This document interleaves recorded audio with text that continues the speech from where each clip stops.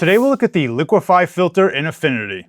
The way I think of this tool is that it's useful for making organic changes to images. It's really good for subjects like people, animals, and landscapes. But it also has some cool uses for graphic design that we'll look at later. So I'm here in Affinity, and let's start with some of the basics of the Liquify tool.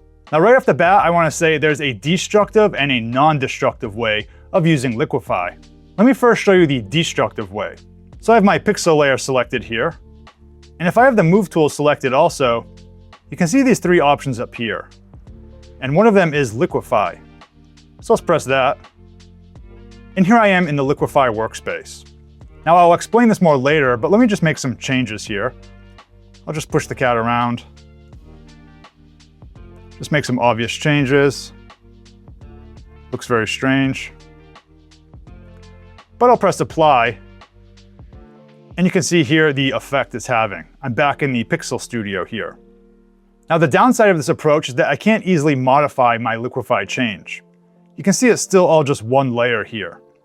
That's because when I clicked the Liquify button up here, it was a destructive operation. The only way to reverse it is to just press undo, which is very inconvenient as you work on your file.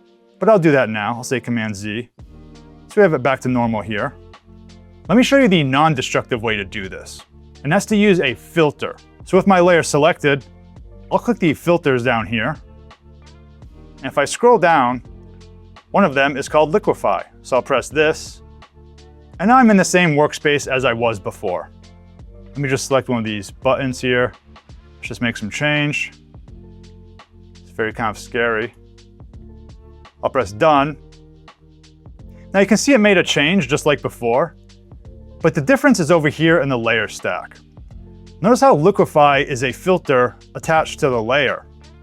And the nice thing about this is that I can actually turn it on and off. So if I press the eye here, I have my original image back. And it's completely non-destructive. I'll turn the eye to make it back on. I can also click on Liquify again, and I'm back in that studio and can make further changes. So the non-destructive way is to use a filter, which I recommend. So let's look at how these tools work. First of all, you've probably noticed this grid on the image here. This is our mesh that represents the changes we made. Now over here I have my mesh controls. I'm going to press Reset Mesh, and that'll put it back to the default state. You can configure the mesh in other ways too. You can change the color of it. You can change the number of divisions. I'll just put it back to 10. Usually I leave this as the default, but sometimes I change the color if it makes it easier to see on my image. Now over on the left here, we have our Liquify tools. So the first one is this one here, Push Forward. And that's just gonna allow me to push the content in the direction of my mouse, like so. And I can make the brush bigger. I can also change the size over here if I want. I can change the hardness and the speed of which it acts. So these brush controls are going to affect what you currently have selected over here on the left. Let's reset the mesh again. Let's use a more useful tool in this example. Here we have the pinch tool, and that's gonna make the area under your brush bigger. So let's select this. Let's zoom into the eyes here. Now, a very common thing is to make cat's eyes bigger in images. So if I press and hold here, notice how it's getting bigger. Now I can do the same thing to this eye, like so. And we have a bigger eye there. And again, if I zoom in really closely, you can see how the mesh is bent to show the eye being bigger. Let's zoom out.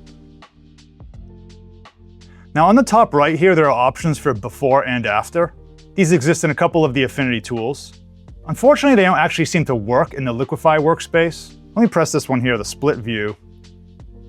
When I drag it across, I don't really see any difference. So it seems to be a bug as far as I can tell.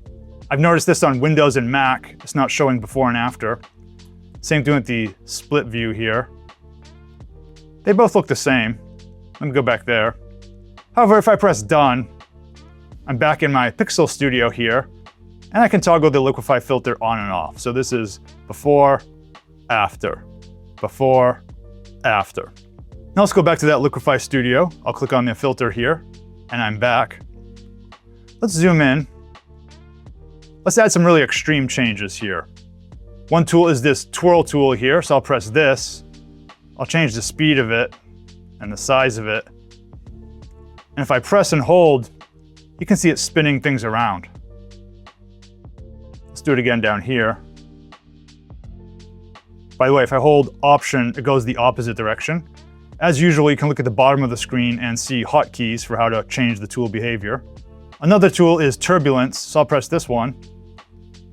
That creates a kind of liquefied effect. That creates a very distorted effect here.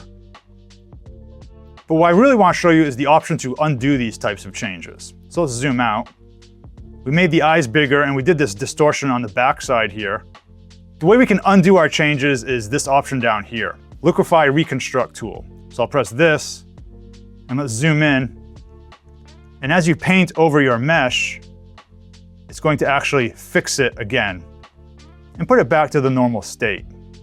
So notice how it's all distorted down here. When I click and drag, it becomes straight again. So this is essentially the undo brush of the Liquify workspace. But it didn't change the eyes, it just changed the distorted part back here. So that was the Liquify Reconstruct tool. Let's look at another example here. I have this landscape. Let's say I want to make this mountain look bigger. Well, we can use Liquify for that. So with the layer selected, again, I'll go to Filters, Liquify, zoom in a little bit here. Now another tool is this one here, Push Left. And it says push left, but what it's really going to do is push at a 90-degree angle from how you drag your mouse. So it's easier if I just show it. If I drag my mouse this way, you can see it's pushing it left upwards. If I drag the other way, it's pushing it down. But this is a pretty good one for distorting this mountain, so let's try that. Zoom in. I'll increase the size and speed. So let's push this mountain up a lot. Let's make it bigger, let's reshape it. So maybe something like this. Now you'll start to notice a couple problems here. One is that when you're close to the edge of your image, it might pull it away and reveal some transparency. So maybe in your final image, you'd want to crop that part out. The other issue is that sometimes you can get extreme pixelization in here. So we're stretching those pixels out and it really looks kind of blurred and pixelated. To fix this, you may want to combine Liquify with some other tools. So let's press Done.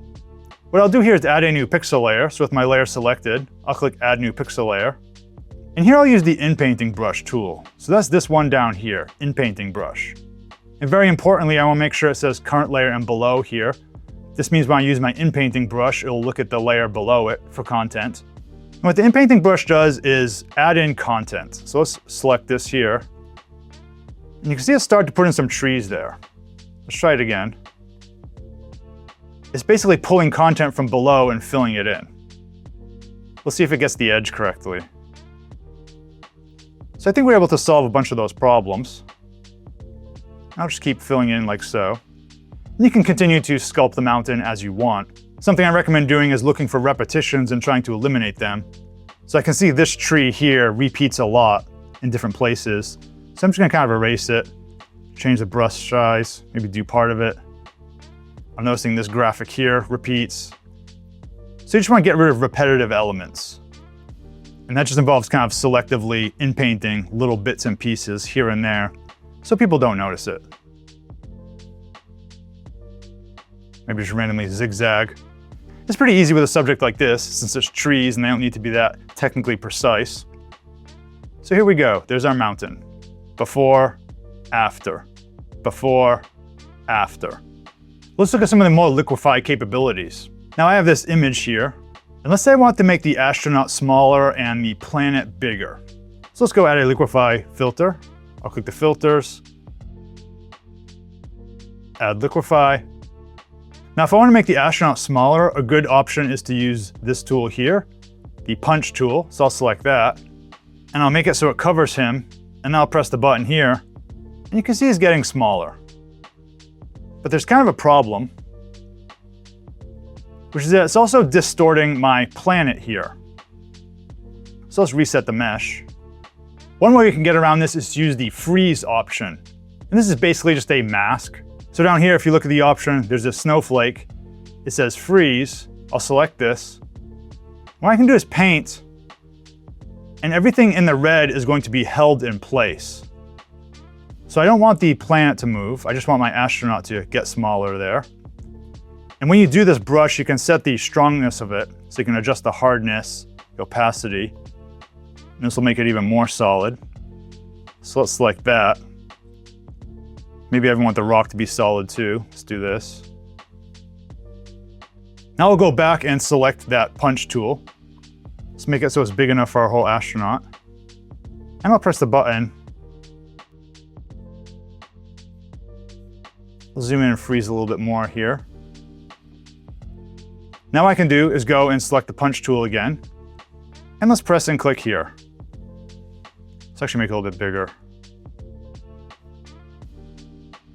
So I'm making my astronaut smaller. And it's not pulling in anything from the planet there. So I'll press done. And sometimes you do see a little bit of stuff that comes in. Once again, we can fix that with the inpainting brush. So I'll just add a pixel layer. I'll select the inpainting brush, zoom in. Let's get rid of that. This was before, after, before, after. Now we want to make the planet bigger too. Let's add another liquify filter. So I'll go to the filters. I'll select liquify. Now in this case, I want to freeze the astronaut and everything below the planet. So I'll select the snowflake here. That's our freeze. Paint it in like so. And by the way, if you want to undo any of the freeze, you click the little flame under it. This is thaw. So that erases the pink. Let's go back to the freeze. Paint that in. Make sure it's really strong, like so. Now I'll go back, I'll select my pinch tool. Let's make it this size, and I can make my planet bigger. I'll say done, and there we go. So before, after, before, after. So that's the way we can selectively modify parts of our image. So to show you all the changes, this is our before image, and that's after. Before, after, before, after. We can also use Liquify with vectors, but there is a catch I'll mention in a moment. Let's just create a simple design here. Look at my vector studio. Let's create an ellipse. Let's make it yellow. Let's put it in the center. Let's add some rays. Maybe it'll be orange. Let's rotate it. I'll put it there. I'll change the origin point of my triangle. I'll click this gear here, enable transform origin. Let's take this, slide it over. So it's right there. I'll hit enter. Let's duplicate it, make 11 copies, and change the rotation. 360 divided by 12. I'll say okay. Let's select all my triangles. I'll group it. Let's make it bigger. Center it, and put it behind the circle. So here we have this vector design. Let's say I want to make the rays wavy. So with the group of triangles selected, I'll select my live filters down here. Let's choose Liquify. And then I'll go to the twirl option down here, twirl. And let's see how it looks. I'll press it here, and it starts twirling things around. Let's change the speed a little bit.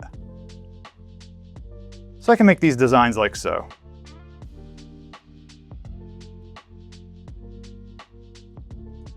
And it's just affecting the triangles because I'm only applying Liquify to that group. So I'll press done. Notice how Liquify is only applied to the group of these orange triangles. So before, after, before, after. Now there is one very important caveat to this, and that's that if you export this as an SVG, your Liquify effects will be rasterized. So these wavy triangles won't be vectors anymore, they will be raster images. So sometimes that doesn't matter, but it's just something to keep in mind. We can also use Liquify with text. So I have these two text objects here. Let's add a Liquify filter. And I'll select the push tool here, push. And you can push it around to get some type of effect going. Maybe like so. And afterwards you can hit done. And this is before, after, before, after. Just remember that once again, your text won't be exported as a vector. It'll be a rasterized effect. If there's any topics you want to see a video on, let me know down in the comments below. Thanks for watching, and see you in the next video.